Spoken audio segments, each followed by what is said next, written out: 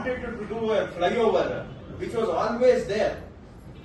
You knew it, the flyover had to be done today or tomorrow. Why did you do white topping there? So that you can do the white topping, then cut it open, waste it, and then build an elevated road on top of it. ಅದನ್ನೇ ಕೇಳ್ತಾ ಇದ್ದೀನಿ, ನೀವು ಹೇಳಿದ್ದನ್ನೇ ನಾನು ಕೇಳ್ತಾ ಇದ್ದೀನಿ. ಯಾಕೆ ಮಾಡಿದ್ರಿ ಹಾಗಾದ್ರೆ? From 2020 it was in your radar that ಅಲ್ಲಿ ಒಂದು ಎಲಿವೇಟೆಡ್ ರೋಡ್ ಮಾಡಬೇಕು ಅಂತ. ಹಂಗಿದ್ರೆ ಇವತ್ತೆಲ್ಲ ನಾಳೆ ಎಲಿವೇಟೆಡ್ ರೋಡ್ ಮಾಡಲೇಬೇಕು ಅಂತಿದ್ರೆ why did you do white topping? ಈಗ ಮಾಡಿದ್ ವೇಸ್ಟ್ ಆಗೋದಿಲ್ವಾ? ಏನ್ ಉಳಿತದೆ? ನೀವು ಸೆಂಟ್ರಲ್ ರೋಡ್ ಅಲ್ಲೇ ಕಟ್ ಮಾಡ್ತೀರಾ. ಮೀಡಿಯನ್ ಇದ್ದಿದ್ರೆ ಬೇರೆ, ರಿಂಗ್ ರೋಡ್ ಅಲ್ಲಿ ಮೀಡಿಯನ್ ಇತ್ತು, ಸ್ವಲ್ಪ ಹಾಳಾಗಿದೆ. ಇಲ್ಲಿ ನೀವು ಸೆಂಟರ್ ರೋಡ್ ಅಲ್ಲಿ ಕಟ್ ಮಾಡಿದ್ಮೇಲೆ